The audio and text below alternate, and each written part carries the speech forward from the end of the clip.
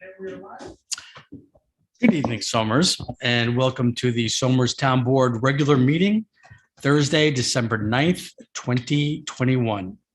And if you would please stand and join me in the Pledge of Allegiance. Pledge allegiance to the flag of the United States of America and to the republic for which it stands, one nation, under God, indivisible, with liberty and justice for all. And if I could ask everyone to remain standing for a moment of silence for Bob Dole, war hero and statesman, and also the unexpected passing of Dick Benedict. He was a former town board member, well respected.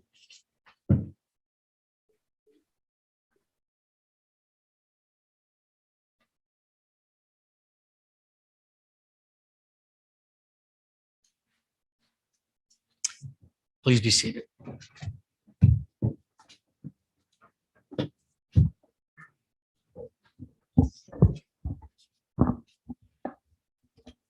Roll call, Pat? Councilman William G. Faulkner. Here. Councilman Richard G. Clinchy. Councilman Anthony J. Sirico. Here. Councilman Thomas A. Garrity Jr. Supervisor Rick Morrison. Present. Thank you. All right, our first item on our agenda this evening is the public hearing on our 2022 preliminary budget. Patty, publishing and posting? That was published in the Somers Record and posted on the Town Clerk's Bulletin Board on November 25th. Thank you. I'm going to make a motion to open the public hearing. Second. All in favor? Aye. Aye. Aye. So moved. Okay, and I understand we have a few adjustments, and I'm going to ask our finance director, Bob Kehoe, to join us and just give us a any of the changes that were made to the preliminary budget. Sure. Good evening. Good evening. Very minor adjustments. The tax levy remains with a zero increase. So this is all these changes are coming out of fund balance. It's $1,355 worth. The first one is to the supervisor junior administrative assistant position, increase of $366. Bureau of Fire Prevention secretary typist $200 increase. Substance Abuse Council secretary typist $200 increase. Rec Administration secretary typist $200 increase. Historical Properties typist $200. Energy Environment $200. Open Space $50. ARB $250 and $1250 for zoning. So that's all for the secretary typist. Those amounts have been there for years. We haven't adjusted them in any great way. So it was time we did that. And we had a $1,561 reduction for the open space chairperson. And did I mention the supervisor junior admin assistant for 366? Yeah. Yes. So that all amounts to $1,355. Again, no change to the tax levy, all changes coming through fund balance. Okay. Okay. Yeah, those are pretty minimal Yep. changes. They are. Okay. Well, while you're here in front of us, I Yes, just want to sir. formally thank you for all your efforts working with me personally and with the town board on generating what I think is a very tight but a budget and getting a zero property tax increase for the residents of Somers was not an easy thing to do, but you were able to negotiate it. So we thank you. Well, all the cooperation for the department heads and the board. It was not too difficult a process. Thankfully, the economies have helped us out a little bit, and I'm glad we got there. So Bob, you're modest, but truth is all your contract reviews and coaching and consulting in terms of where the soft and hard spots are and how to position ourselves is how to do that and do that in a way that doesn't get us into any financial overreaching financially. And I don't mean that from a legal point of view. I just mean that from a budgetary point of view. So you have a good sense of where we're going and Yeah. what's try. our range and how to get there without, hurting anybody. Oh, yeah, thank you for that. It's been a great result. We're able to do less with more in this town. I wish my town where I live could do the same. So I would be remiss if I did not mention at this point that during yours and my tenure, the town has now achieved a AAA rating with Moody's, which is the highest rating you can Right. get. Which was your and my goal since the day you sat in the office. So yeah, we were able to achieve that. That's Yes. Bob used to come in during bond time. I would have a little sign that say AAA or bust. right. And it took a few Yeah, phone conversations with Moody's, but we finally Right. came across. there's no bust. Yeah, So that was good. Yep. Thank you. You're welcome. Thank you. Okay, with that, I'll open up the floor for any public comment on the 2022 preliminary budget. Yes. The woman up front first, your name and address, and then, ma'am, you can. Hi, I don't know if I'm here appropriately. I just wanted to be public comment. Does it have to be on the budget? Yeah, this is a hearing on the budget. Just on the budget? We're so gonna, I yes, cannot- just on the budget. We're gonna have public comment right after that. I can spin it. So, ma'am, do you have a comment on the preliminary budget? Okay, come on up.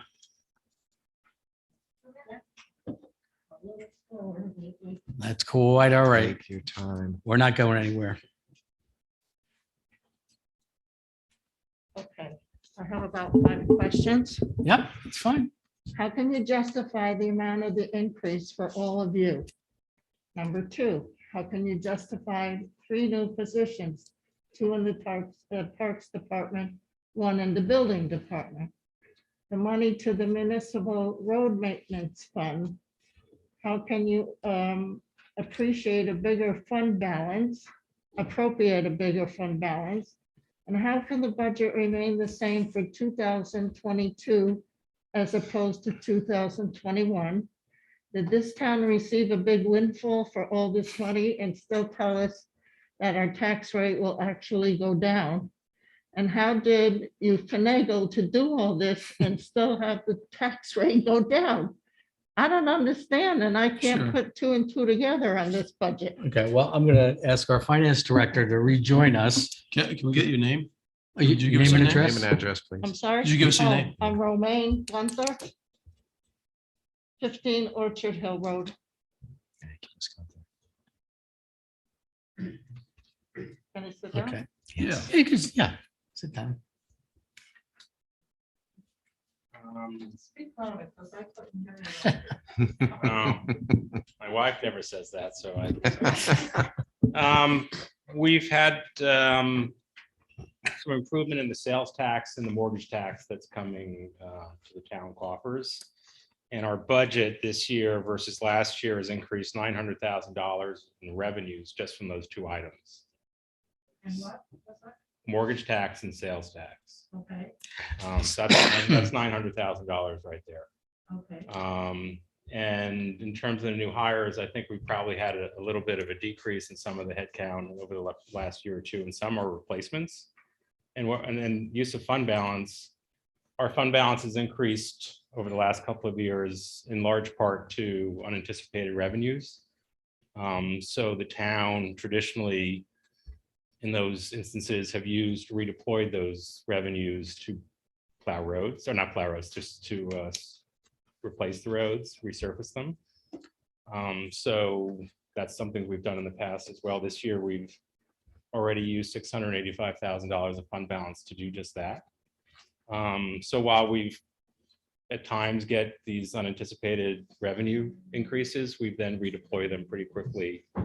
So we don't have such a large fund balance over time. Right, and I will add to that, what was it, 2 years ago, that the county passed a sales tax increase Extra 1%. Yeah. for 1%. So a lot of municipalities put that right in their budget at 100%. They were going to get that 1% in total from the county. We hedged our bets and did not include that we would get the whole 1% of the sales tax. So to our pleasant surprise, talk about a windfall. This was an unanticipated influx of sales tax. And another kind of phenomenon during the pandemic that we're still hopefully at the tail end of, people have been paying their mortgage tax in record numbers. A lot of refinancings. Due to And a low lot of rates, due to low refinancing. interest rates. So that's why we're able to deliver a zero property tax increase with, keeping our budget relatively flat. So Okay, but the increase of you guys, not particularly the board, I think after all these years, you deserve your increase. But for the new income supervisor, I think that's a big jump. Well, let me address that. So you've seen me sit here for the past 8 years, not taking salary increases. This is not a financial need for me to run this business, run the town. And we just don't arbitrarily pick numbers out of the sky either. Some of our neighboring communities supervisors, let me just go through this. Yorktown, $124,000, $361. Population 36,000.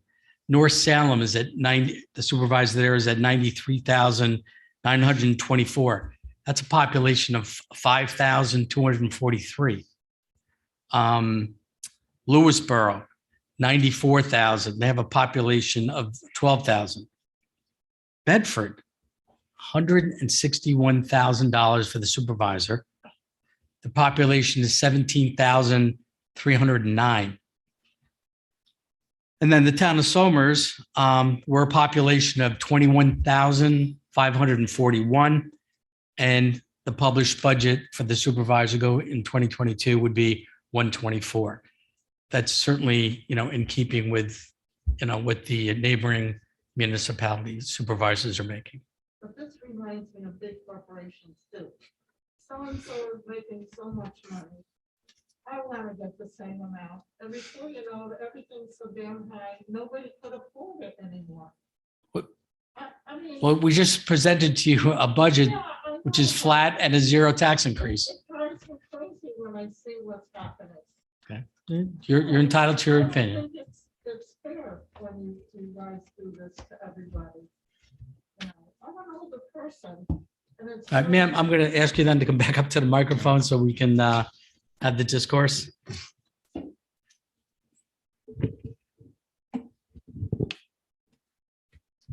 I'm an older person, and this is getting harder for me.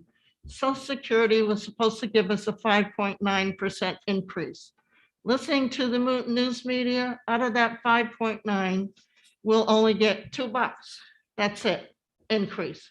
Why? Because Medicare and Yeah. Social Security are taking the money from us. mhm. So what good is it? This is what I'm saying. Enough already.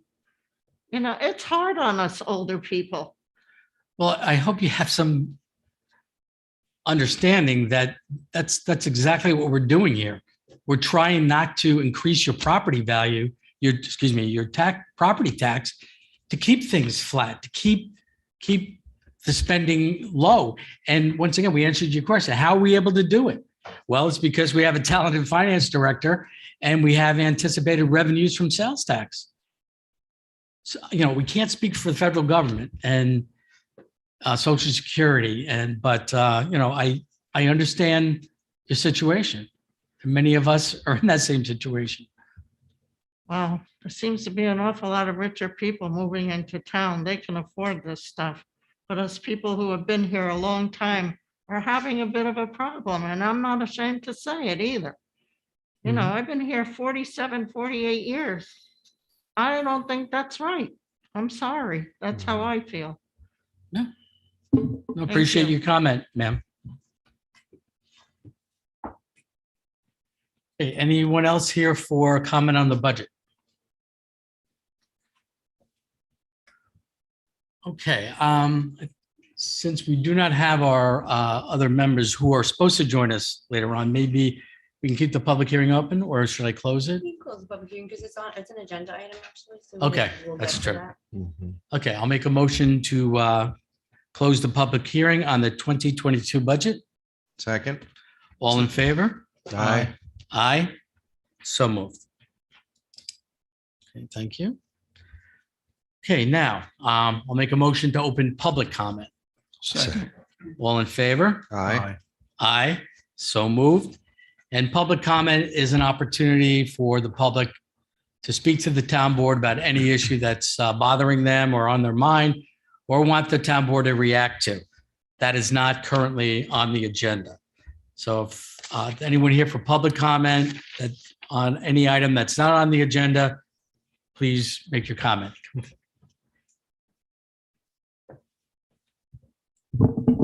Thank you. Can you hear it? Yes, Oh, just goody. your name and address. Joanne Jantos. I live Summit Circle, Somers, just up the hill. My question relates to the library. I want to know why the library is not open for community room activity, renting the room, using the space. It is a public library. We've gone through all of the COVID and only 30 people allowed and only one family could use it for a half hour. That's still the biggest joke among all my friends. But the bottom line is now it's still not available. We've heard the issue of COVID. We've heard the issue of only 30 people. Our meetings are usually about 30 people. The latest issue we've just heard is the fact that there's some problem with the ventilation, air quality, something, and therefore public is not allowed to use the community room. So my question to you is, it's your building. Maybe we can get it in the budget, but do something so that this can now be available. So now we're going into another winter. Mhm. It's very difficult getting space for our community organizations to meet. Yeah. Van Tassel will have us, you have meetings here. What's wrong with the library? Right.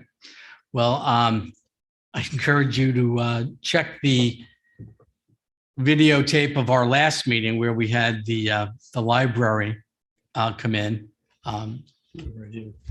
Our director and treasurer of the library board of trustees give us a list of many of the things you just mentioned that's wrong with that building.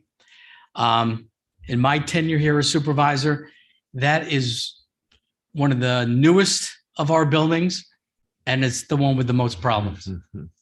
From HVAC to we had a hydraulic leak in our elevator. We had water problems.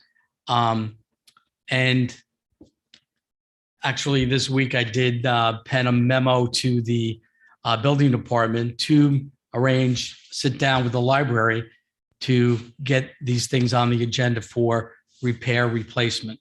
But just a comment on, we in this town have been very cautious. We're still in the throes of a pandemic. I mean, there are still people out there contracting COVID-19.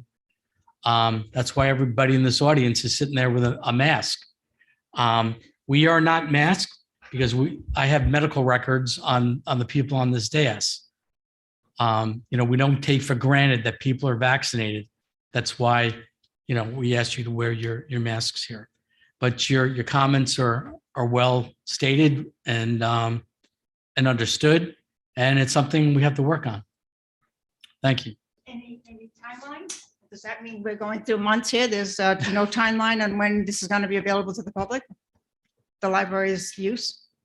Well, we have to. Community activities? We have to. That would be a question for our building department. Building department. Oh, When they can. when's their meeting? When they can start working on the HVAC, get a contract. I don't know what the particulars are. Is it a filter problem or Yeah, I just. or don't is know. a UV system malfunction? I don't know. But no, it is a public library, Exactly. and we do want to have it open to the public. This is a public meeting room. So who pursues this at this point? Do I have to now find myself at the Department of Building to find out when they're going to pursue this or You what can happens? you or can do how two long? things. You can speak with the library director who's here this evening, or contact the building department. Building department. Okay. Thank you. Thank you for your comment. You can public comment if you want. Yeah. Is there anyone else here for public comment? Yes, ma'am. You go next. Whatever. Oh. Yeah, she wants- Hi, my name's Samantha Koff. I live on Summit Circle also.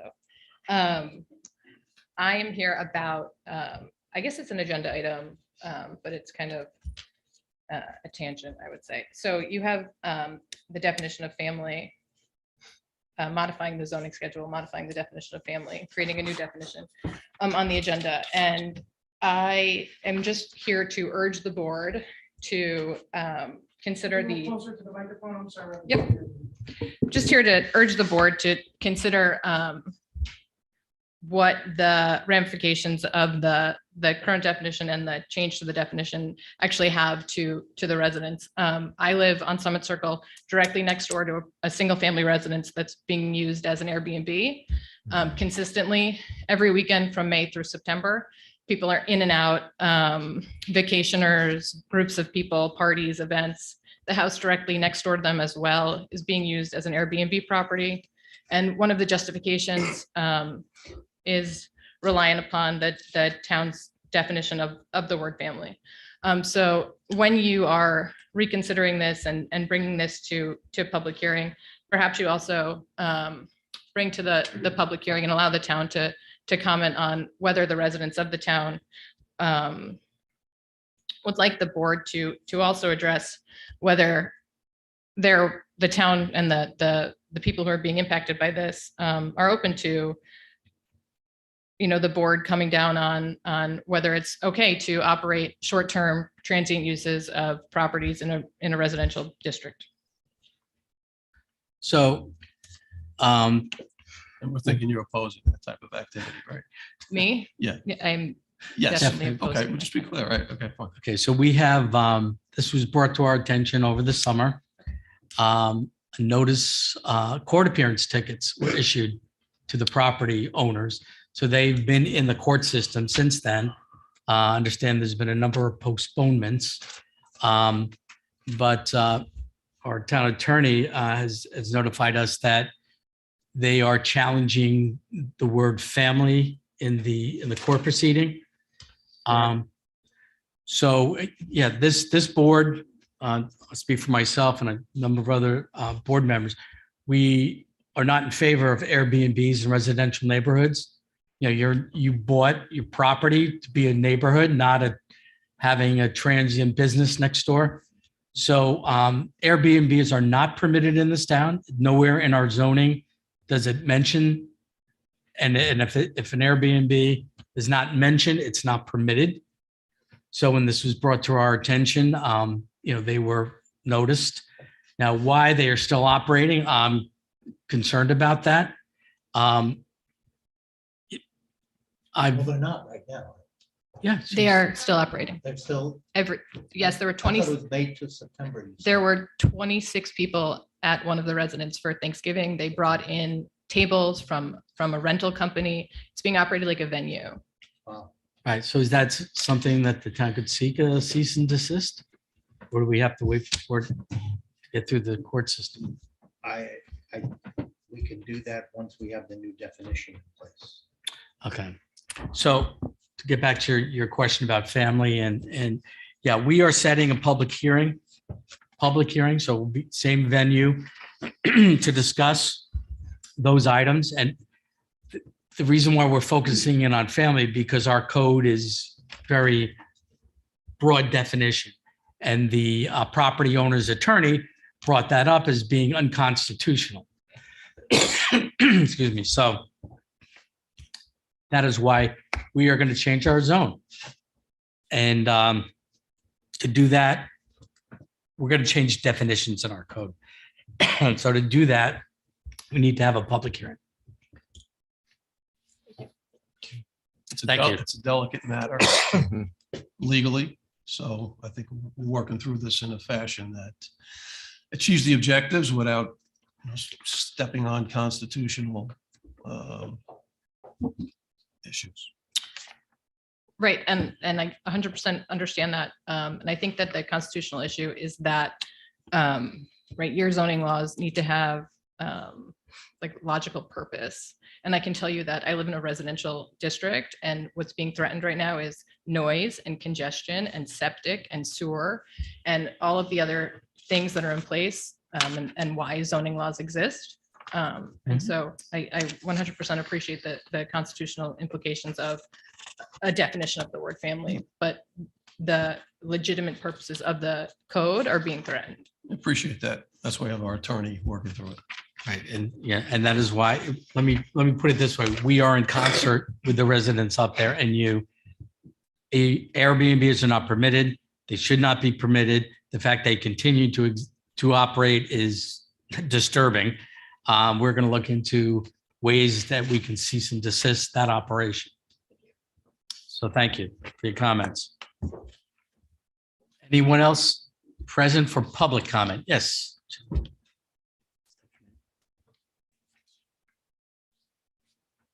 Hi, my name is Jennifer Daddio. I am the director of the Somers Library. I am not a resident of Somers, but I'm just here just to be present. But I'm so glad that I heard your comment today. I want to respond. I don't want to take up too much time because I don't think this is the venue for it, but there were some things that you said that weren't totally accurate. But I would invite you to call me, email me, come visit me at the library. I'm happy to take phone calls and speak to anybody at any time about what we're doing. I will say very quickly that I had a call last week from someone from the Women's Club. And what I said to her was, I hate to say no to people because libraries are in the business of saying yes. How can we help? So even though we do have constraints, we are working to move forward so that someday we can open it up to public meetings again. But again, I don't want to take up too much time here. So, well, someday, sorry. Yeah. I mean, that's what we're all moving towards, but we're just not there yet. But again, I'm saying to you, and I'm saying to anybody else who might be listening, if there's any questions, comments, anybody wants to have a conversation, my door is always open anytime. Okay. And Ms. Daddio, just Thank so you. we know, how many, under normal circumstances, when the COVID restrictions are not as tight, I mean, how difficult is it to reserve a room for up to X number of people? I've been in that multi-purpose room, so many people have, Mhm. and it's pretty easy under normal circumstances. So you can house up to what, 30, 40, 50 people, whatever the Yeah, I fire would code say is. 50, 60 people max. And probably. availability, from my experience, is pretty good. Yeah. So I think it might be some extraordinary circumstances that are causing the difficulty temporarily. Absolutely. And I will say that, we do have a high demand for meeting space. We're constantly getting requests for the public to use meeting space. We're trying to use the rooms for programming space. We have people who want to use it for studying purposes, students, so on and so forth. So that is an ongoing conversation that the library and the Board of Trustees are having, just to see how we can move the library into the future to accommodate everyone. Okay. So it's definitely on our radar. It's something we think about all the time. Okay, hope that helps. Thank you. Yeah. Thank you for letting me speak. All right, is there anyone else here for public comment? A re-comment, yes. I appreciate that. I'm just going to be calling the building inspector to find out what's the timeline. I mean, this is just absurd. Anyway, my question is, when you talk about public hearing, where is that published? I mean, I actually went to the site for this meeting because a bunch of people said to me, oh, no, that meeting is Wednesday, which was yesterday. And I'm thinking, I don't know what we're talking about. So I go to your site and I see that the board meeting is here.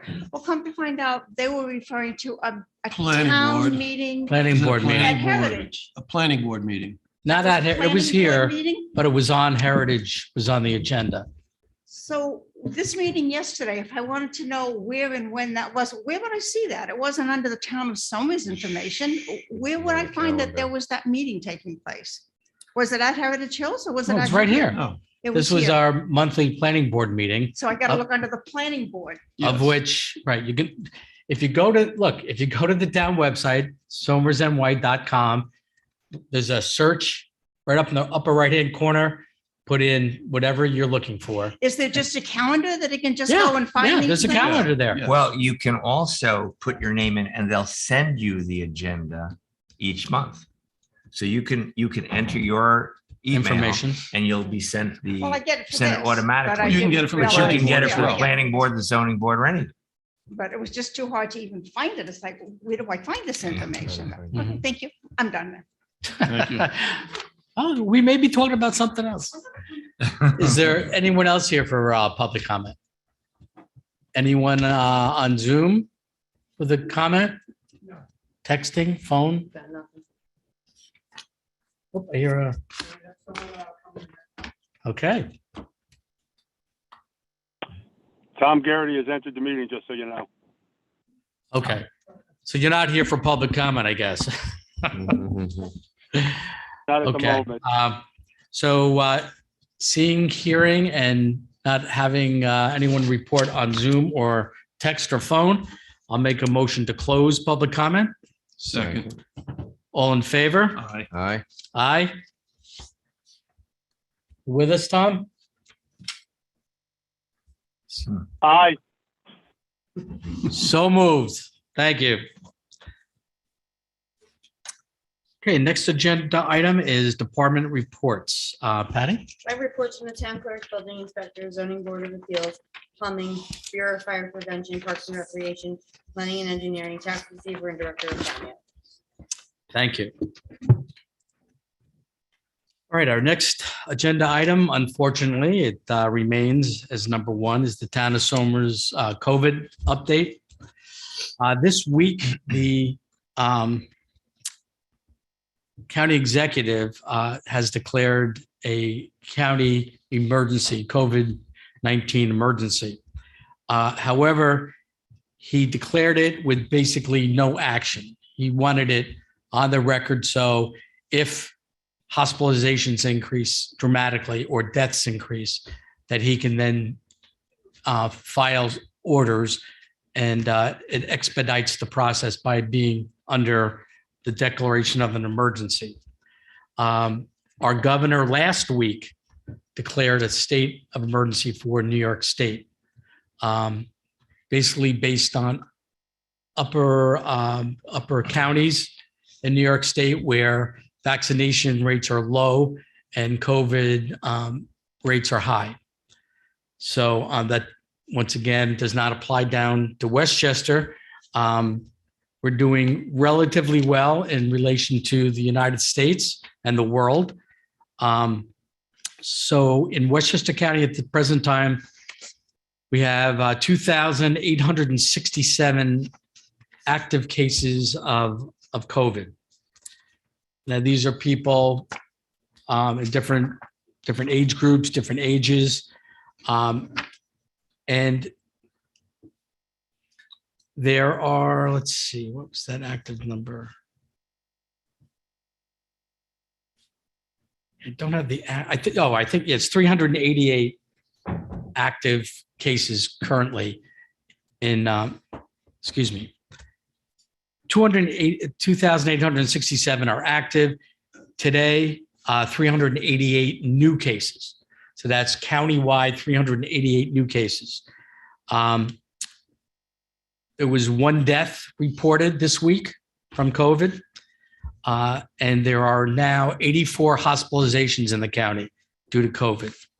Just as a comparison, last year in January 2021, it's not last year yet, but in January 2021, there were 61 deaths relatively a week, and there were 564 hospitalizations during the week a year ago, just about a year ago. So as you see those numbers, 84 hospitalized now, 564 in January, and one death compared to 61 deaths countywide. So we're not in crisis mode, but it's a very stark reminder that we're still in the grips of a pandemic. At this point in time, I don't think the town has any intention of declaring an emergency. Our numbers are escalating, but they're not at critical levels. We have 136 cases active in the community, 13 new ones today. What we have going for us is we have a 94% vaccination rate. Wow, 94. So if that rate were lower, we probably have more cases. But we don't plan any new restrictions. What I encourage everyone is to use common sense. You know, if you're in a room with other people, you go to a store, wear a mask. If you're online at a grocery store, put your mask on. If you're in a tight enclosed area, put your mask on. But it's up to each individual to protect themselves and their families, to act accordingly. You know, the good news that came out today about this Omicron variant, Right. that has come out of South Africa and is now, you know, all over, is that if you have 2 shots in the booster, according to CDC, high degree of protection you get from that, much more than if you just have the 2 shots. So I think they're going to really push that booster shot now, and then that Omicron should be somewhat nullified. Right. And I think they also found it's not as virulent as Right. More contagious, but less. the Delta. I'm not a doctor. I did stay in Holiday Inn Express last night. So Thank you, Dr. Fauci. That's right. Okay. All right. We now have a full board. We had our public hearing on the preliminary budget. So if there's any comments or concerns that the board has on the preliminary budget, Bob presented some minor adjustments that were in the budget. And what was the total change in? $1,355. Yeah, $1,365 to the budget between the tentative and the budget that's here tonight. 55. Would you have So we 45? saved $10. Nice. Hey, every little bit counts. All right, so I'm going to make a motion then to adopt the 2022 preliminary budget as the 2022 adopted budget. Second. All in favor? Aye. Aye. Aye. Aye. So moved. A lot of work. We got it done. Fantastic. Thank Good you. work. Good work. I want to thank the board for their input on the budget as well. All right, next up on our agenda this evening is Old Bet statue update. It's still out there, right? Okay. Yeah. Yeah. Proudly.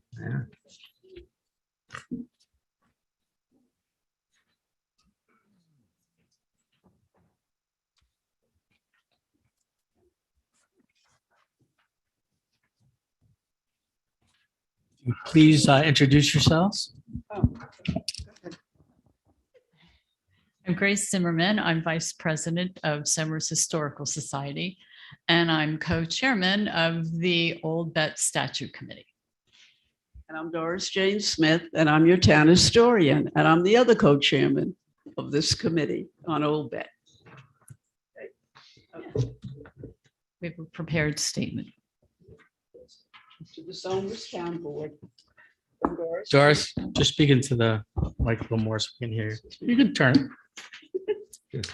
To the Somers Town Board, from Doris Jane Smith, Grace Zimmerman, co-chairman of the Old Bet Statue Committee.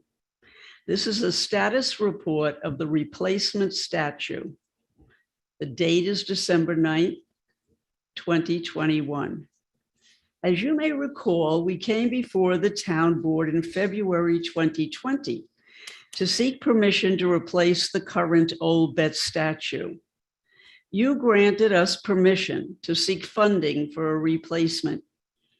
The Somers Historical Society Board of Trustees voted to take on the fundraising project and formed a fundraising committee.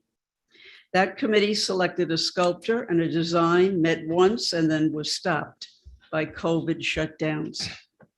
As committee chairperson and chairman, we are here to announce the resumption of the project. We have recently learned that the Somers Historical Society is recipient of a generous gift to fund the sculptor and the foundry work on the project in memory of Joe and Barbara Whitman. We will resume the project early next year.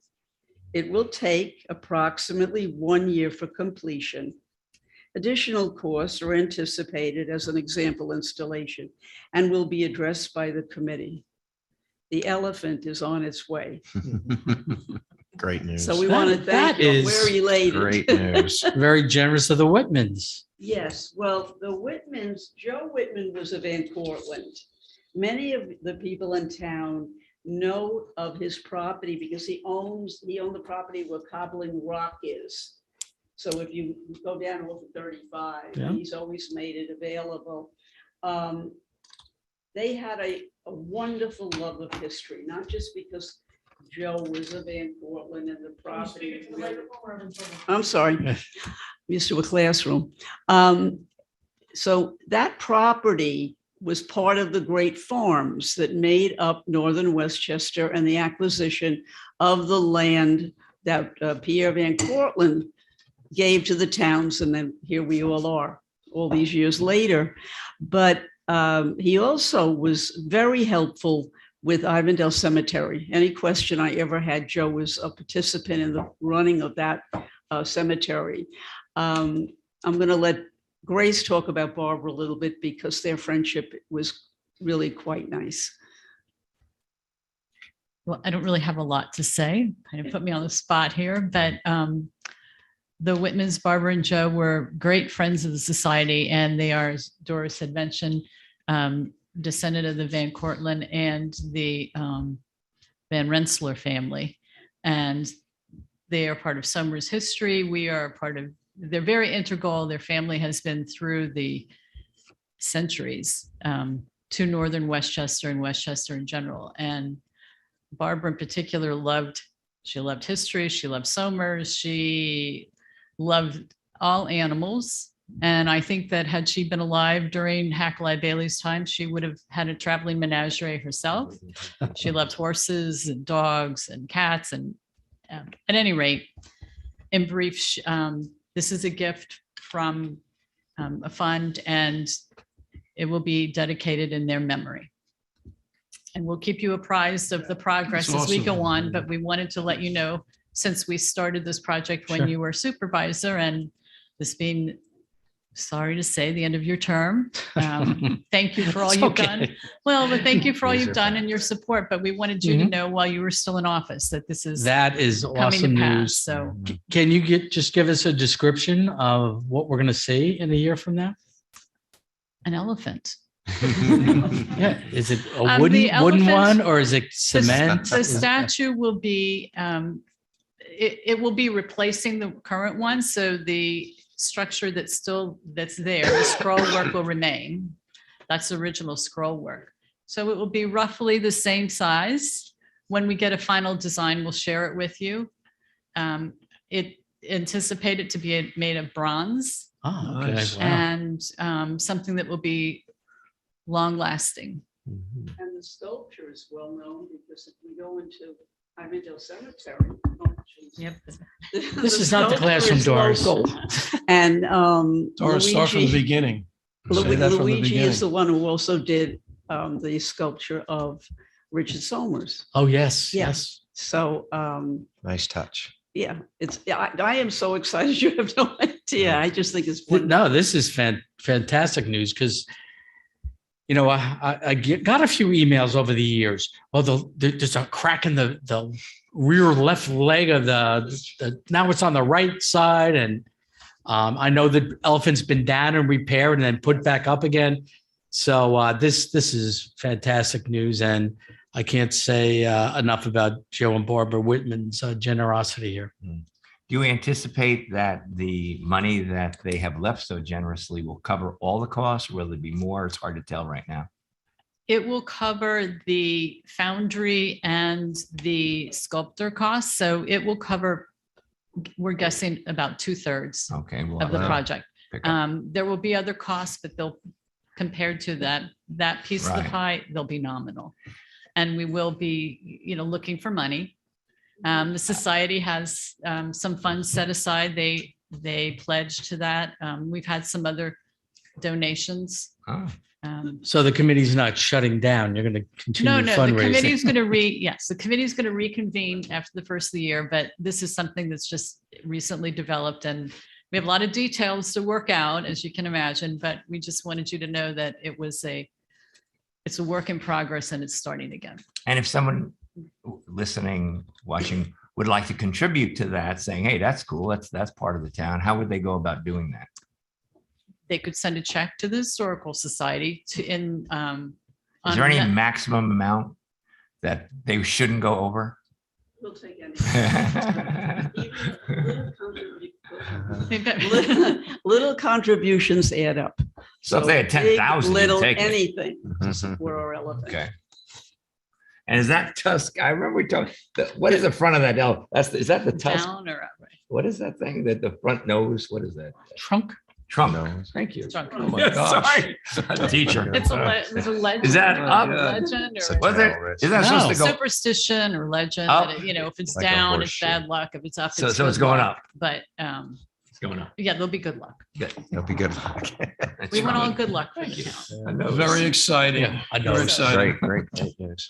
Look forward to supporting. Well, and thank you for your Yeah, it's work on this, great. ladies. Very successful committee so far. Thank you. Well, thank you. Great work. Great. Moving along our agenda, number 4, speed data and issued summonses update from our chief, Brian Linkletter. Brian?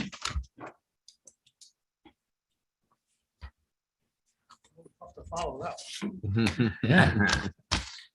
All right, the men and women of the Somers Police Department are out there actively issuing speeding tickets.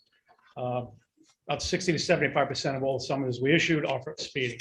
We're concentrating on Orange Street, Level Street, Mayapack Avenue, Granite Springs, Wicked Church. We divide that with Yorktown, because that's the boundary. The state roads, 118, 202, and of course Route 100.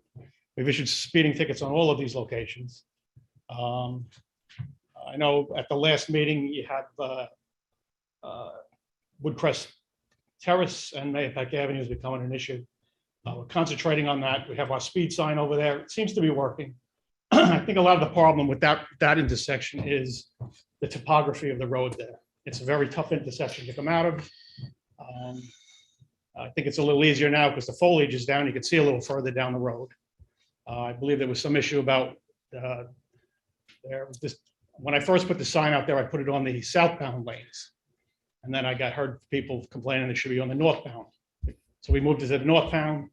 Now they say it's too far down. It's not registering the cars fast enough. So I have spoke with Ms.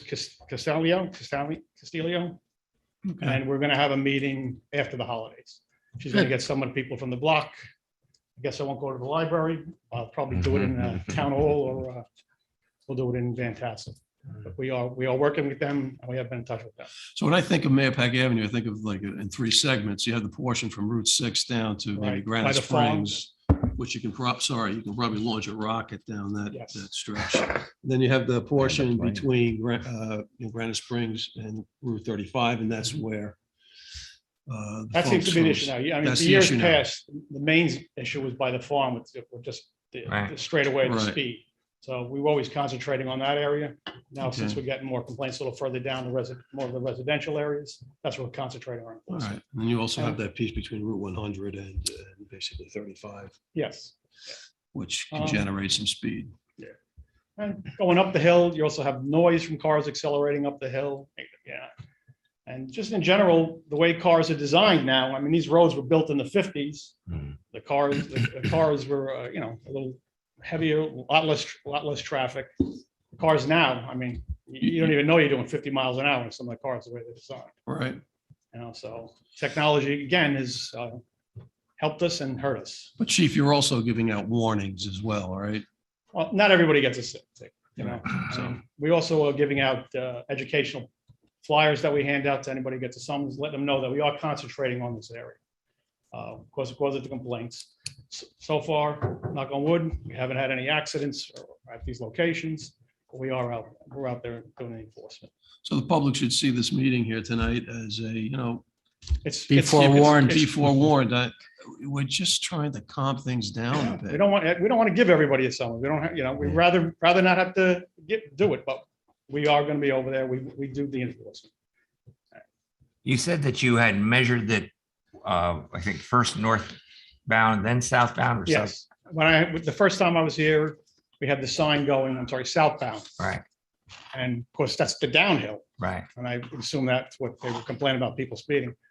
But they were concerned more about the uphill because when they try and come out and make a left-hand turn, they really can't see the left-hand traffic. I mean, you Now, come were you around able that to- turn at 30 miles an hour, that's, given the line of sight, that's But like I said, dangerous. since the foliage, the leaves are down, you can see a little further. And Yes. when everything's growing up in the summer, there's a huge boulder at in that area.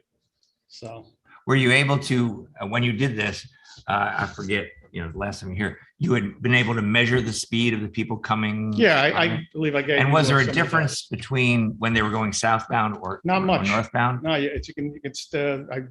we did 5 days of data. I presented that to you. Right. You all have that. The average speed we're getting over there is 37 miles an hour. And up north or southbound? Both, yeah, Okay. that's for both. That's for the combined. Yeah. And the medium speed is about 41, 42 miles an hour. That's the median. It's always the outliers. So- Well, you'll keep track of this to see if we Yeah, can I measure mean- some sort of improvement. Well, I mean- like I said, I did speak with them and they do seem a little happier and they do see that we're over there. Some people on the block who live there have gotten summonses, so I don't think they're too happy, but So, 37 miles an hour, you're not, there's the forgiveness zone. Right. So, we're not writing people for 35, 36. so when you 37 hear miles an hour. 37 miles an hour, that's not really, over the top, No, that's what the data is telling us, and it told us that the same exact speeds last time. but it's the 45 and the But 60. The that the you get median's every- 41, so Most of half our of them are summonses are above issued over 41. the- So the that's 40s. getting faster. Like 43 and over. Yeah. That's, we do give some leeway, but Right. but you I can't mean, write every car. We can't sit there all the time. Got it.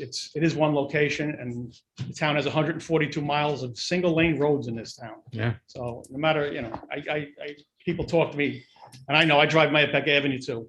When people pass you, all you're doing is catching up to the next landscape truck, delivery truck. Yeah. You just leapfrog it to get through town. is what Yeah, I think well, people Chief, do. you were here on maybe 6 months ago and some of the data you were reporting at the high end, like on Warren Street in the 70s. Right. Something- Yeah, I Haven't seen that? haven't seen that. Good. So Okay, even with this report here, you can see that there's one out of 12,000 cars. Mhm. I'm hoping that's an emergency vehicle questioned somewhere to help someone. Yeah, You never right. know. And it could be, but that's a high speed. So one of the last meetings that one of the residents were talking about school bus stops Okay. I and did- dangerous, yes. I areas. contacted the school dispatcher. I Okay, contacted Nate Spencer, who's the head of the transportation, asked if we had any specific incidents at this location. They didn't have anything there. Now, I guess it's up to the bus driver to report the incidents or the parents to report it. They've had no complaints.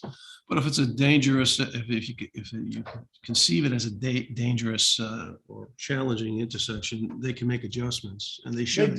Well, the parents, they'll call and speak to the school transportation director.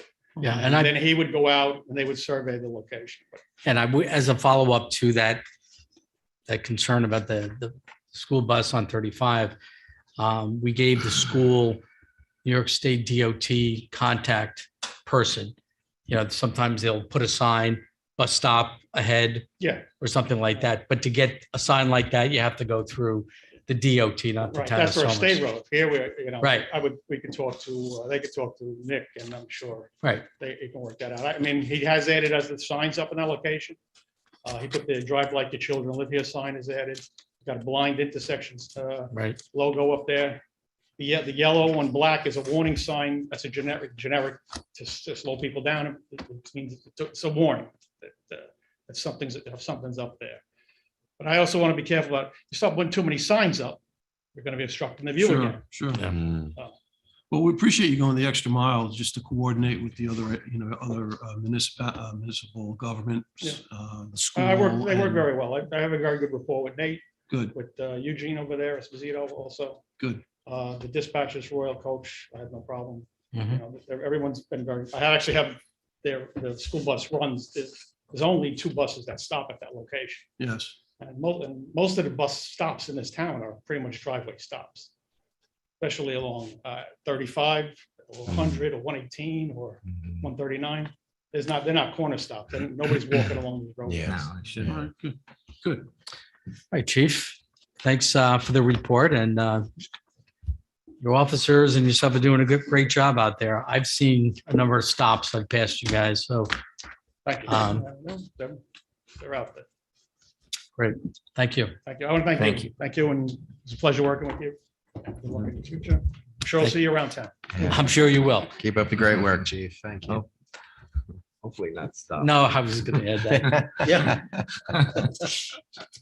No, not through there. All right, number 5 on our agenda is the double utility pole in town discussion. As I reported last week, we are in the process of trying to schedule a joint meeting with NICEAG, Verizon, and Altice. So that meeting will probably be early January, and I'm sure the supervisor will report back on the results of that meeting. Item number 6, the sale/bid of the old removed doors, French doors and casements from the Van Tassel House. As you know, right now it's taking space up in the Van Tassel House. So we want to move them along. So I'd like to get the board's authorization to go to bid for these items. Do I have a second? Second. All in favor? Aye. Aye. And whatever. Aye. Last week, we're okay. We, on. we just took care of it. Okay. Mm. Okay, so the town will go to bid and get that out of here. Okay, item number 7, proposed amendments to the Town of Somers zoning code. So the number 1, modify the definition of site coverage, building coverage, and create a new definition for structure, modifying the zoning schedule to include building coverage and site coverage requirements for single-family zoning district. And schedule a public hearing for January 13th, 2022. I'm going to go through all 3 of these, then we'll move them. Below grade, which means buried, liquid propane tanks in the groundwater protection overlay district. Patty, would this go declare ourselves as lead agency? This would go for all 3 items, wouldn't it? A, B, and C, A, B, C, and D, 4.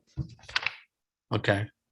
So I'll make a motion to declare the town board lead agency on these zoning amendments. Second. All in favor? Aye. So moved. Aye. Gotcha. Adopt a short form EAF prepared for the proposed action along with relevant documentation provided by the Town of Somers Building Department. Is that make a motion to adopt the short form? Second. All in favor? Aye. Aye. Aye. So moved. And distribute any and all relative documents to involved interested agencies. That would be the planning board, the county planning department. Correct. I move to distribute any, all relative documents. Second. All in favor? Aye. Aye. Aye. So moved. And then schedule a public hearing for January 13th, 2022. Second. All in favor? Aye. Aye. Aye. If you don't have reports back from the local planning Right. board and the county planning board, by then you'll have to adjourn the public hearing. Okay. But it's just opening and we'll adjourn it to the following month. Right. Or whenever we get the comments back. All right, I will move that. And I'll go back to 1A, set the public hearing for January 13th, 2022. I don't think we moved that. We No, we didn't didn't. move that. Okay, so Second. do I have a second? Second. All in favor? Aye. Aye. Aye. So moved. Mhm. And then to modify the definition of family and create a new definition, modify the zoning schedule, and also schedule a public hearing for January 13th, 2022. So I make a motion to modify the definition of family. Second. All in favor? Aye. Aye. So moved. Aye. So moved. And then the schedule a public hearing for January 13th, 2022. Do Right. I have a second? Second. All in favor? Aye. Aye. Now, we Aye. had talked about So moved. the modifications to the zoning code. Would this be all of them, or there's others that are still on the table? to come There's forward? many others still on the table. These are the most pertinent ones. Right, Because we we said move have, those first. right, and we had then that. we're reviewing others. We had that architect in here, said he had Right. five Okay. clients about to modify the definition of site coverage. And as this young woman was here this evening from Summit Circle, she was here talking about Airbnbs. They're Right. illegal, so we're trying to tighten up our definition. Former student of mine. Okay. So we've done action. I went through 3 and number 7. And David is spearheading that? in planning? Yes, he's working with Roland. Okay, great. Okay, number 8, authorize the adoption of the 2021 Westchester County, New York Hazard Mitigation Plan, updated per email dated November 29th from Steve Robbins, Woodward and Curran Town Engineer. So Steve, if you could enlighten the board on what you've been doing What are you on doing, this. Steve? Quite a bit of work. This has been quite a bit of work. My name is Steve Robbins with Woodward and Curran Engineering, the consulting town engineer. In our capacity, assisting the planning and engineering department, we're asked to help coordinate the town's update to the multi-hazard, multi-jurisdictional hazard mitigation plan that is being spearheaded by Westchester County and their consultant Tetra Tech. This has been a pretty quick process, but by all means, a very thorough process, starting over the summer with some kickoff meetings with the county and their staff, and then coordinating the activities of the town staff to respond to the county's consultants' information requests. Give us a quick example of the hazards you're just kind of touching upon. Yep. I'll As you go provide the through it, board as you with go a quick summary here, just reading from the draft plan, which is out for public comment through the 16th of December. The public can review and provide comment on the plan at westchesterhmp.com, which is where that is posted. That's westchesterhmp.com.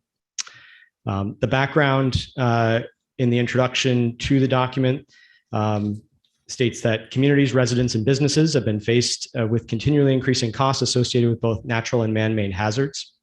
Hazard mitigation is the first step in reducing risk and is the most effective way to reduce costs associated with hazards. Westchester County and 43 participating jurisdictions located therein have developed this Westchester County Multi-Jurisdictional Hazard Mitigation Plan, which is a multi-jurisdictional, multi-hazard plan. The plan includes countywide analysis and assessment of risks, hazards, and capabilities, and represents both an update of the 2015 Westchester County Hazard Mitigation Plan for county-owned property and infrastructure, as well as updates of single and multi-jurisdictional hazard mitigation plans that were developed by individual municipalities, including here in Somers. The plan has been prepared following the requirements of the Federal Disaster Mitigation Plan of 2000, which amends the Stafford Act and is designed to improve planning for, response to, and recovery from disasters by requiring state and local entities to implement pre-disaster mitigation planning and develop hazard mitigation plans. The Federal Emergency Management Agency has issued guidelines for the development of these plans, and the New York State Division of Homeland Security and Emergency Services also supports plan development for jurisdictions within New York State. So Somers is one of the entities within Westchester County that is a participant. I believe only 2 of the municipal entities in Westchester County did not participate because they had other activities going on around hazard mitigation planning. The objectives and the benefits of the plan were an increased understanding of hazards faced by Westchester County communities, a more sustainable and disaster-resistant community, financial savings through partnerships that support planning and mitigation efforts, focused use of limited resources on the hazards that have the biggest impact in the community, reduced long-term impacts and damages to human health and structures, and reduced costs associated with the response and recovery efforts, including repairs. The types of hazards that were reviewed were earthquake, extreme temperature, flood, severe storm, severe winter storm, wildfire, and chemical, biological, radiological, and nuclear hazards. So there is within the plan an annex for each of the municipalities or municipal entities. So there's a 37-page annex in the document specific to Somers. Within the town, the town followed, the plan states that the town followed the planning process described in the first volume of the plan. The annex was developed over the course of several months with input from many town departments, including administration, planning, and engineering. The town supervisor, and I want to recognize Councilman Faulkner for his participation and help and guidance and support on this as well. And the, other participants within the town included Nick DeVito, the highway superintendent, Steve Wolfel, consulting town, or the, there's a typo. Engineering Technician, yep. David Smith is the director of planning, and Bob Kehoe is the finance director. All participated in this. The town of Somers performed an inventory and an analysis of the existing capabilities, plans, programs, and policies that enhance its ability to implement the mitigation strategies. So summarized within the town's appendix or annex is an assessment of legal and regulatory capabilities, development and permitting capabilities, administrative and technical capabilities, fiscal capabilities, education and outreach capabilities, classification under various community mitigation programs, including flood, and the community's adaptive capacity to withstand hazard events.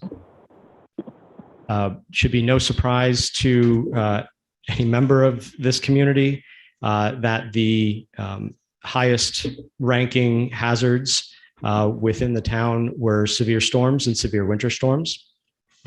And the plan presents the town's critical facilities, hazard event history, and planned mitigation measures to address those hazards. Steve, just quickly. Yep, please.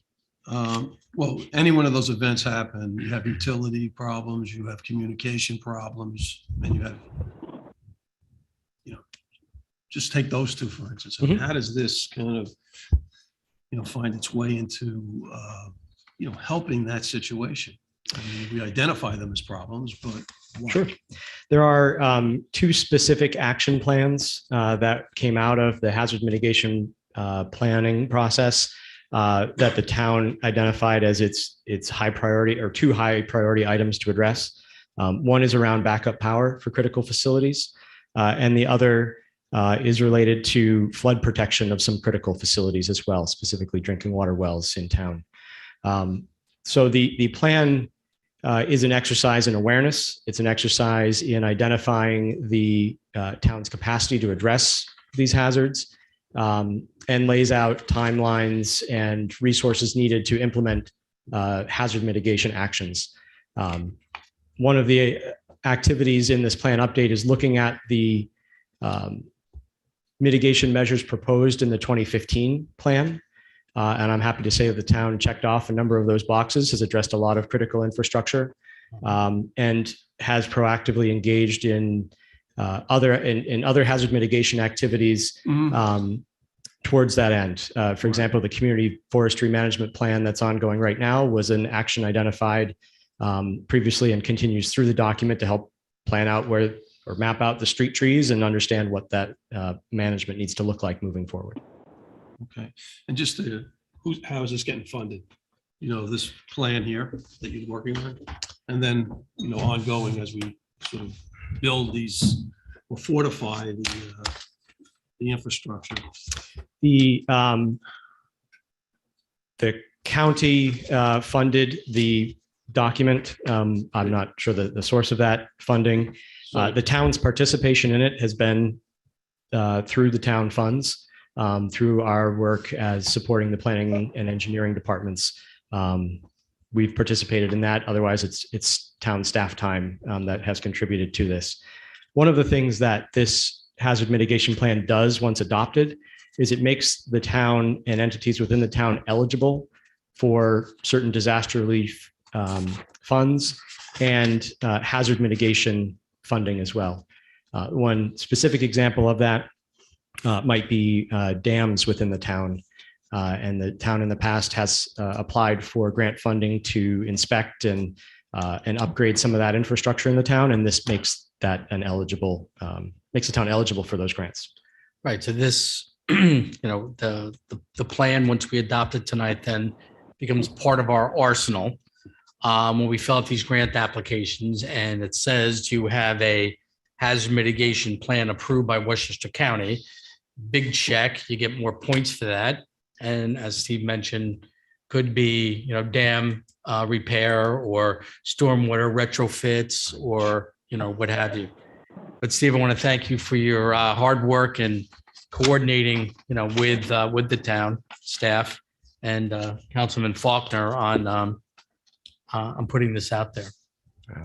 Yeah, personal thanks, Steve, for being such a pleasure to work with and for doing this. And it was a ball that was dropped on us, I think at 0 hour, and we had just a few days to respond. And ever since then, you've been on point and a terrific partner, and I thank you.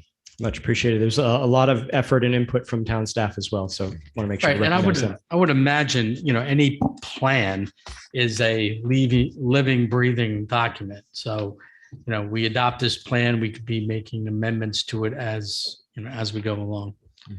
Okay, thank you.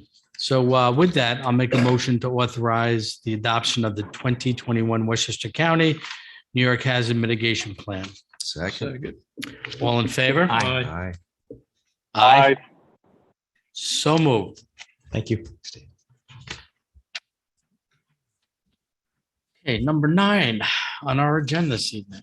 Authorize supervisor to execute the Community Choice Aggregation Electric Service Agreement between the Town of Somers, Sustainable Westchester, and Constellation New Energy, Inc., with the standard offering as our default. The standard offering, according to this most recent bid, is 8.736 cents per kilowatt hour. That's for the standard offering. So there is a green offering. And once again, I encourage those people who want to choose the higher rate. It is 10 cents, 10.179 cents per kilowatt hour. So it's a bit more, but that extra money is being used for green technology, hydro, wind, solar type of generation of electricity. And I just had a couple of questions. Yeah, so the power that you get, the power is the power, but that they buy it from all renewable sources as opposed to the standard, which is some renewable and others from different sources. So, this is an issue, of course, that as everyone knows, I paid special attention to. So just a couple of questions. Do we know if you are currently on the renewable option, as I am, do I stay on that or do I have to put it in again? Do you know from Dan Welsh? Okay. Administratively, right? You're asking. Yeah, I think this is like a redo. So you will get. I have to choose again. Yeah.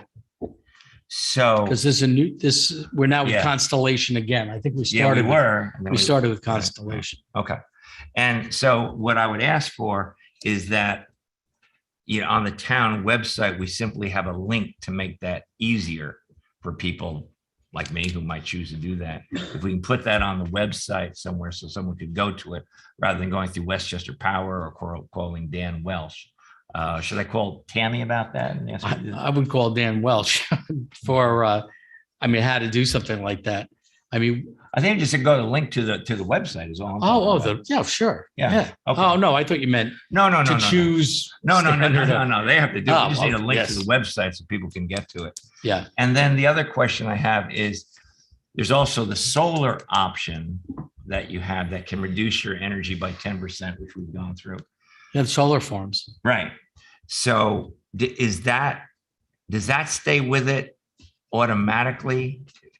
Because it's aside from the option on the community choice, or does that require again another?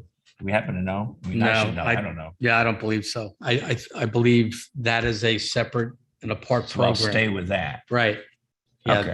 All right. So anyone's interested, there we go. We got some answers, because I know we had a couple of questions and some people asked me and I did not know the answers. Okay, But so that makes sense to me. Okay, good. So I will give Tammy a heads up and maybe you could just follow up with her. Sure. Make Yes. a few remarks on the economics of all this. Sure. I just think the public needs to pay attention to a few things that are happening. One, we're under an existing contract right now, and No, that's it's expired, it's actually. it's actually expired, right? Maybe this month.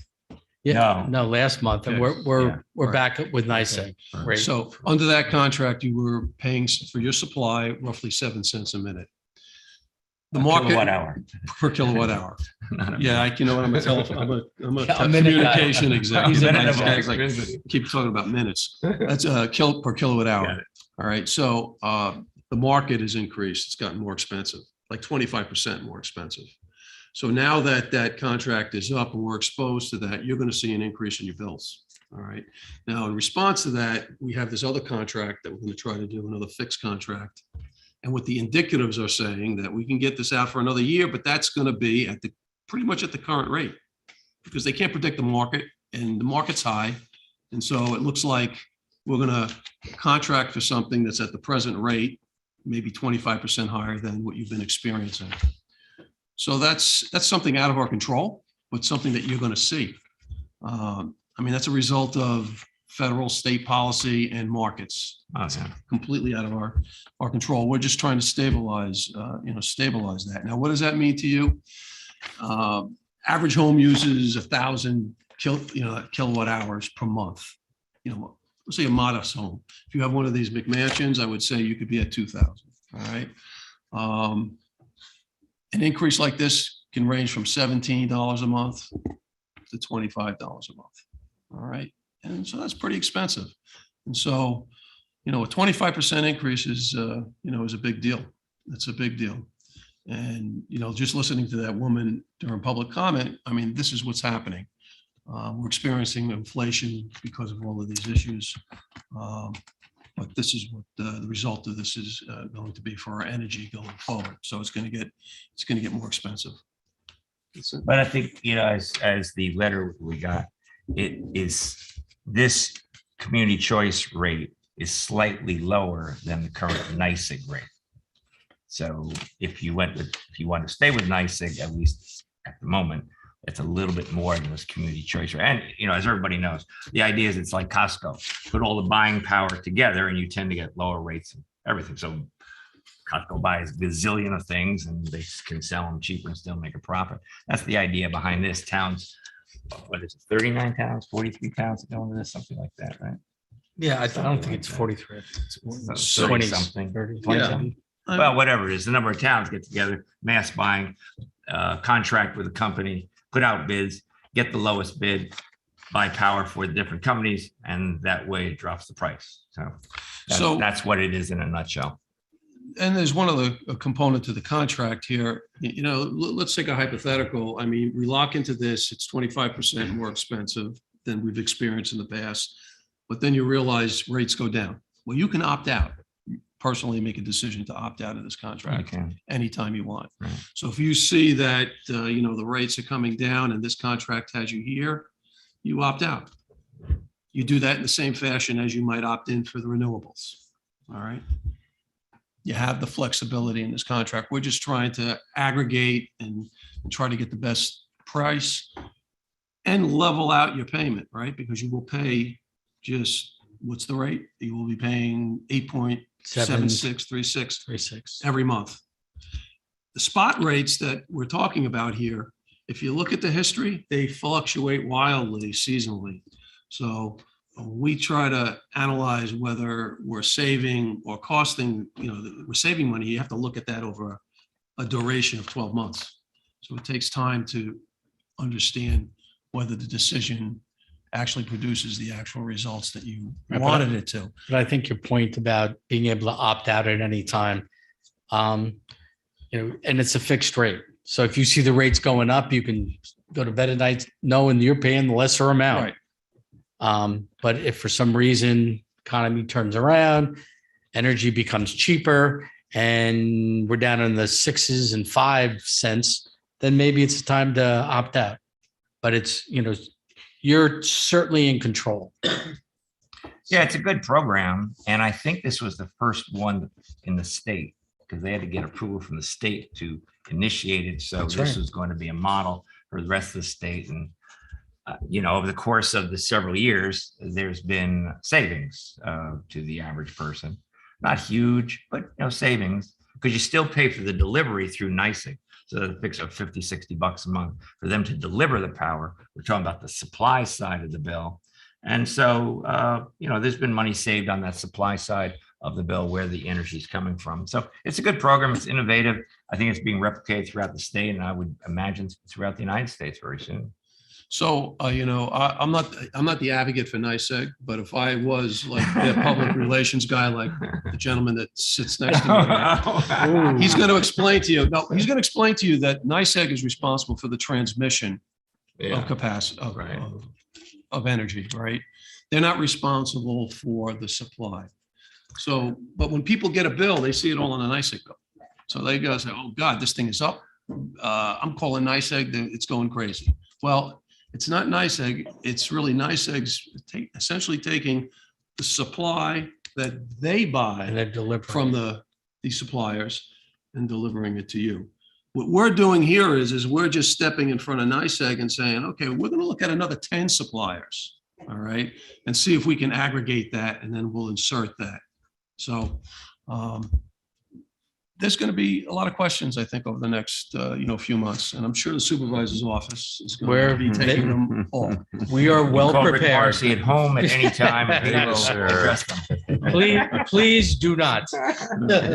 But let me put it this way: the staff in my office is well heeled on the community choice aggregation program, and they will answer all questions in a professional manner and get you the answers that you need. Just go to say just a few moments. The staff up there has been awesome.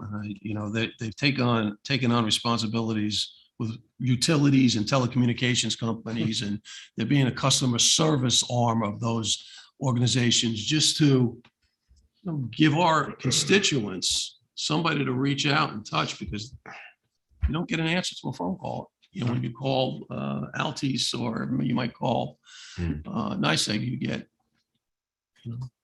a calling chain. Yeah. Okay. Sure. So Okay, next agenda item 9B is a proposal from McGrath and Company Real Estate Appraisers for preparing an appraisal of 265 Route 202, tax map number 17.1-1-21, Town of Somers, in the amount of $3,500 per referral from town attorney. So you turned us on to that appraisal. So I'm going to make a motion to move item 9A and B. second. Was there any discussion on either one of those? We've had the NYSEG discussion. He did. The appraisers, they're going to have that back. I think he said January, didn't he? Sometime in January. Mid-January? Yeah, that's pretty good. That was. Explain that a little bit. No. Got it. So I we'll, don't have the agenda. I have the agenda in front of me, but if there's a NYSEG component here or an electric component, I'll recuse myself. Okay, we got you covered. okay, so I'll make a motion to move items 9A and B. Second. All in favor? Aye. Aye. Aye. So moved. And I have an add-on. Thank goodness I have an add-on.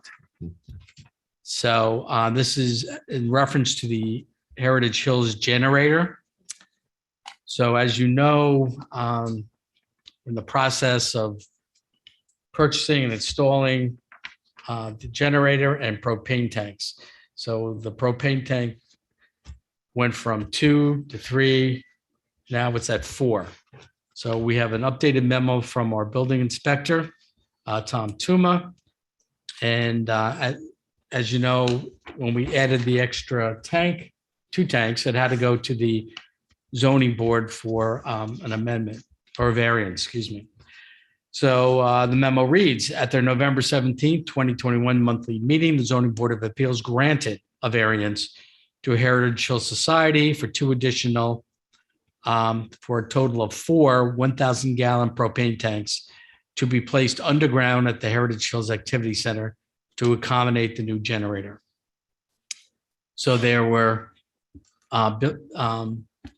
bids here from 3 different companies, and we chose to go with, it is recommended that the propane tanks be purchased from Halstead Quinn, as well as having them supply and install the gas lines to connect the generator to the tanks and attach to analog anode bags. You will see that the price of connection materials and labor varies significantly. This is due to the difference in materials specified. I am still recommending Halstead Quinn for this portion of the project because they are using preferred materials. The town will purchase 3 propane tanks and Heritage Hills Society 1. Additionally, they are available immediately. The highway department will do the excavation work and setting the tanks. So this is the culmination of many months of working on this project. Did that memo just come in? This is dated December 9th. So yes. Okay, as I said, I didn't see that. Yeah, no, well, I got it. I sent it out to you guys, but 4:45. Okay, so that's good. Get it done. yeah. So I'm going to make a motion to award the bid for installing the propane tanks to Halstead Quinn. Second. All in favor? Aye. Aye. So moved. Aye. So moved. I mean, it's been waiting a while, this project. right? March, Yeah, March 2021. 8 months. Okay, we're moving to personnel. Current vacancies on our Affordable Housing Board, Partners in Prevention, Zoning Board of Appeals. As you know, this town,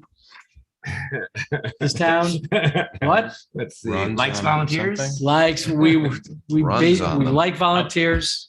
We are run by Oh, that's right. volunteers. Okay. Runs. And many esteemed volunteers are in the room tonight. So please come out and get involved in your community. Look, I did. So we have upcoming vacancies, planning and zoning.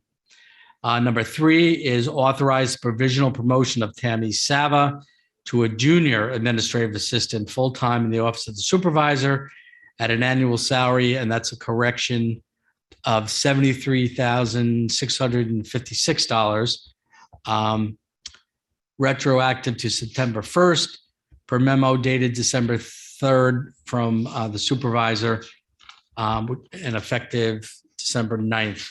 This is I actually granted this promotion back in probably January of last year. But with the pandemic and working with Westchester County to get this title approved, it took all this time. Okay, so I'm going to make a motion to authorize the provisional promotion of Tammy Sava. Second. All in favor? Enthusiastic. Aye. Aye. All, so moved. Aye. So moved. All ayes. 4, authorize the reappointment of Richard Demillis to Somers Assessment Board of Review to a 5-year term ending September 30th, 2026. Do I have a second? Second. All in favor? Aye. So moved.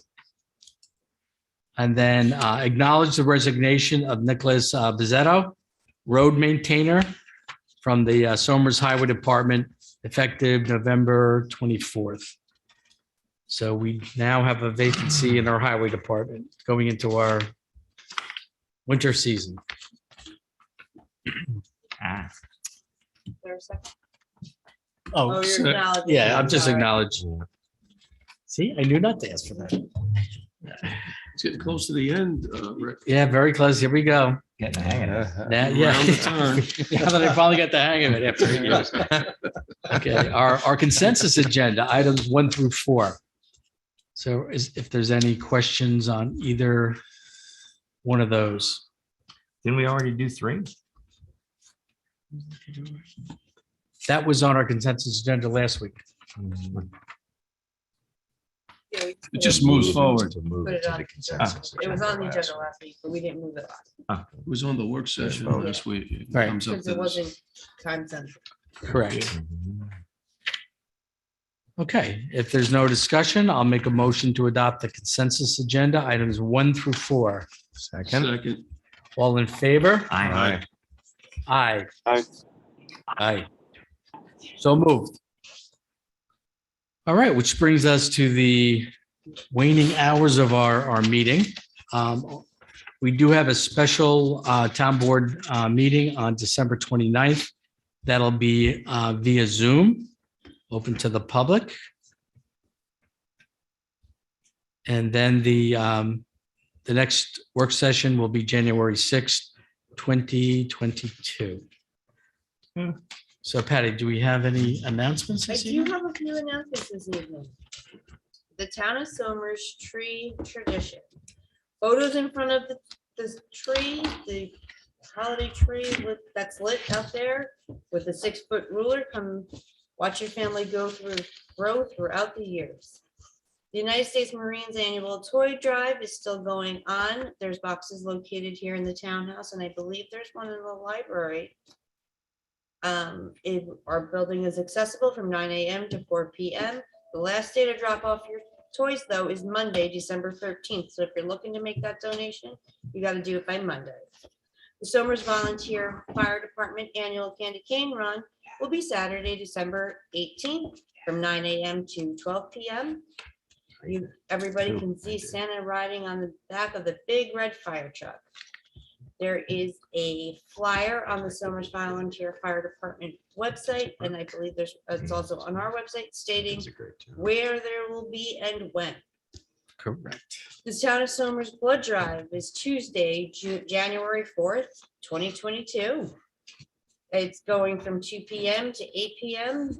here in the Elephant Hotel. Appointments can be made by calling the blood center or visiting nybc.org.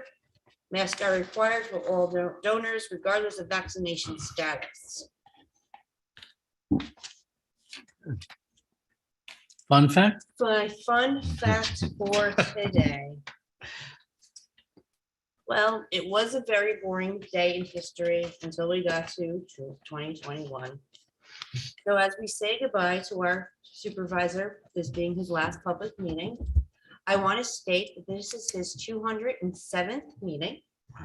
He's a town native, Wow. everyone. And has always led us in great things, and now we are here to say goodbye. Why, thank you. And I, So, yeah, I'd like to say a few words. It's been a pleasure working for you. And I think it's probably more than 207 meetings because he did a lot of work before that. right? No, I'm sorry, As councilman? 207 as councilman. I mean, as Supervisor. supervisor. I did not go back and do his councilman. Councilman, right? I didn't go and do all the other Look, boards he's 207 chaired. is plenty. Plenty, right. But I believe, I just think, Tony, Bill had asked to go first and I said no, so you might want to let Bill go first. I'll try to be brief. All right. I'd also like to say a few words about Supervisor Morrissey. Along with Tony, Rick Morrissey was my first running mate, and you don't get too many of those. From the campaign trail, as a freshman councilman, and during the business of governing, Rick was always there as a source of reassurance, support, and sage advice. He's led our beloved town through hurricanes, tropical storms, power outages, and oh yes, a global pandemic. And he's done it all with confidence, professionalism, and grace. He celebrated with us at numerous sectional and regional titles, as well as state championships, including track, girls soccer, boys soccer, and football, giving the town the well-deserved nickname of Title Town USA. Rick has served while keeping government in check, demanding fiscal discipline, and securing Somers of the coveted AAA credit rating while keeping us the lowest tax town in Westchester. He concludes every discussion with this board with the simple question, what's in the best interest of the town? Rick, I genuinely thank you for your integrity, your fairness, and your transparency while leading the greatest town on earth. You have miraculously somehow left Somers better than you found it. I thank you. Appreciate that. Sure. Well, that was a comprehensive summary, Yeah, all right? But, Rick, you have much to be proud of, when I think through the accomplishments over the last 8 years, just to name a few, but not, they're not only accomplishments. I mean, under you, the grant program here just flourished. We've raised millions and millions of dollars to pursue projects, for the town.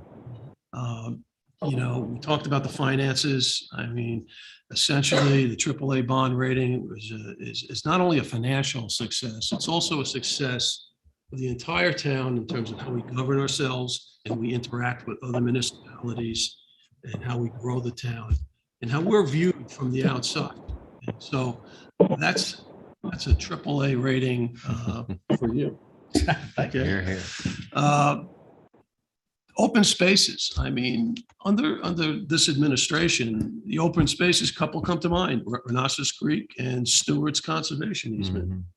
We've done some building, but we've preserved small businesses in town and open space for this community, and this will be enjoyed by, the community forever. So that's just an amazing thing. And then, you've made Somers, at least the historic district, a bit of a destination. It's evolved under your administration. With the Chicos there and some of the sidewalks that came in and the community benefits that built all of that infrastructure at no cost to the taxpayer, we've made Somers a destination.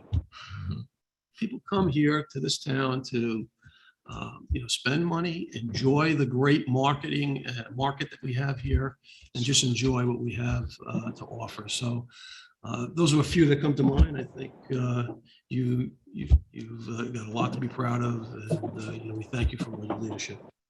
Appreciate that. Appreciate it. And I just like to add that, most, at least my opinion of life is that most things that get done are done collaboratively. And the joy is when you work together and you accomplish something. Sometimes no one else knows except the people we're involved in, I guess, sort of like sports. The team knows how much they put in. The team is proud of the efforts and the sacrifices and the commitment that yields results. That's why I believe in sports for kids. But that's an allegory really for most of life, I think, whether it be on the police department or fire department or anything. And a town government is no different. And when you operate together as a team to accomplish common goals, you don't always agree on everything, but it's that sense that you do. And sometimes it comes in bad things like emergencies and bad weather events, but also on things when you work together for some good projects. Sometimes they don't all come to fruition, like the sewers, which I still think was a good project. Not everybody agrees, but I think, and that was a lot of work that got put in on that. And then other things like even now creating here in the historic district, a water district, and to try to bring in more business and prepare for the future. And I've really enjoyed learning from you about things that the knowledge you brought to this when I first met you on the town, because your history with the health department and your knowledge of water issues and things that were involved with health. And so I've learned from you in those things, which I've and you've led on those things in particular. But also it's just the personal relationships, you serve, whether it be on a team or in a department or anything, and the town board sort of operates like that, and you make new friends. People who are here. Mr. Gary and I have been together 14 years on the town board. You get to know people's families and seeing their kids grow up. And in your case, to meet your family and get to know them, from your charming wife and your great son and the 9 grandchildren. No, it's just 4. Only just 4 at 4. this point. Eric says that's it. So, but all the grandchildren, it's a wonderful family. Yeah. So, you go forth from here, and you've always emphasized that the strength of the town is certainly in the quality of its volunteers. And come January 1st, the town board would welcome you as a volunteer Yeah. to join, to continue your service. I'll be out there. But anyway, I mean, we've all gotten along, and I take pride in the things that we've done together. I thank you very much. I appreciate it very much. So, Rick, I'm driving, so I won't be as long-winded as I normally would be. But I do want to thank you. It's been an honor to serve as your deputy for 8 years. As everybody said, all of the accomplishments so far, but your service to not the town, but the county in general, from the Department of Health for all those many years, the Architectural Review Board for an equal amount of years, councilman, and then supervisor. We worked together on as they said, hurricanes and pandemics, and little issues and big issues. You were the one who put together the NICEAG task force that I was happy to serve upon, and you've led us through some tough times. This last 2 years. But I think your knowledge of the Department of Health and all that certainly was an asset to the town that helped us maybe be a little bit better prepared, more informed than surrounding towns. And you were able to use your knowledge and institutional knowledge in all those areas to help Somers just be, maybe a little bit ahead of the curve on others. So it's been a pleasure from day one when you made sure my son had a good handshake.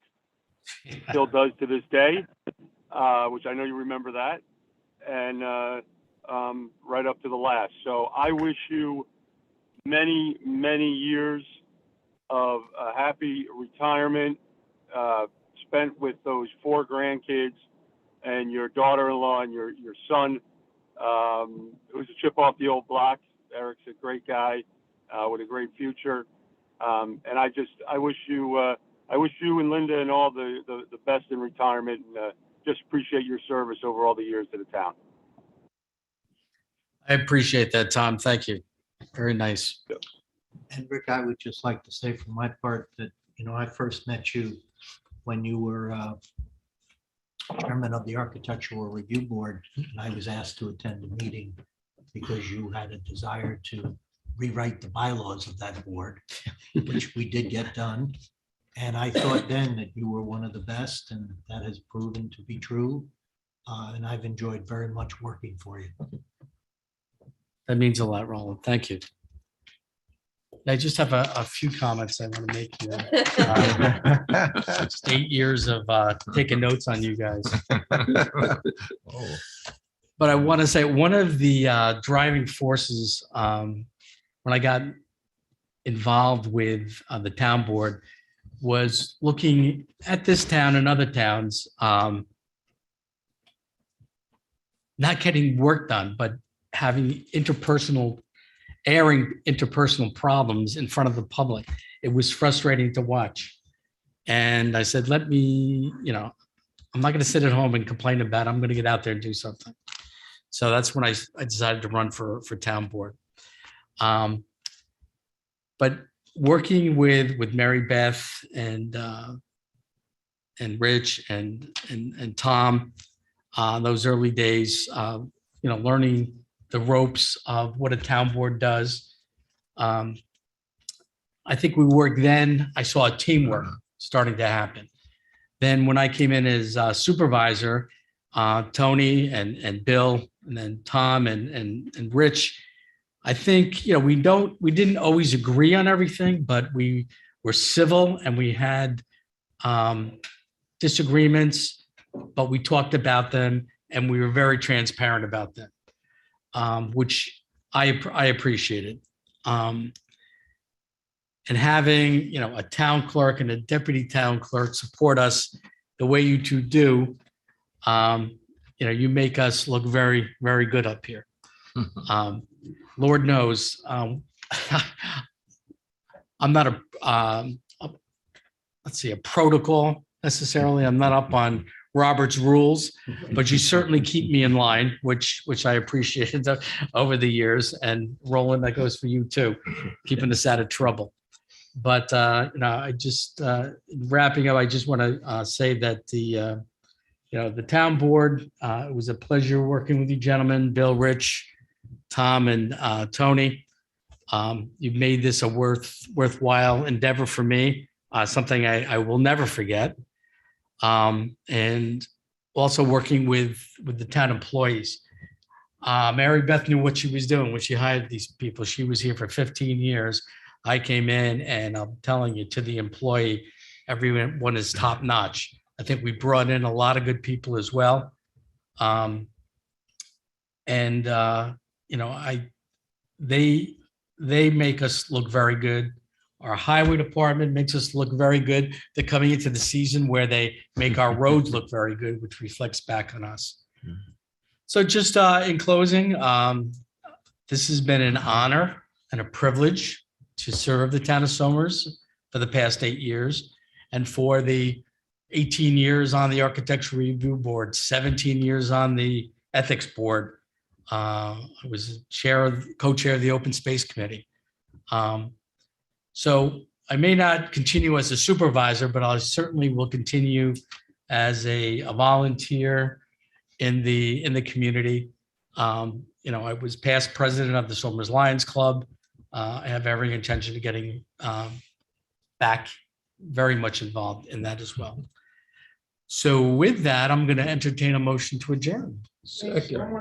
Oh. Say good night, Somers, one last time. Well, That's all we ask. yeah, well, I do that after I make my motion to adjourn. Did he think you weren't going to? I know.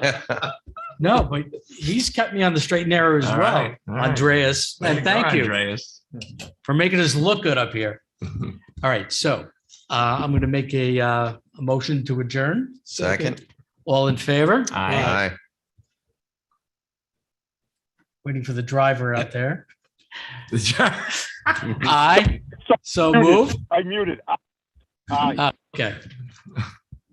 Okay, so moved. And good night, Somers. All right. Thank you. End of an era. Thank you.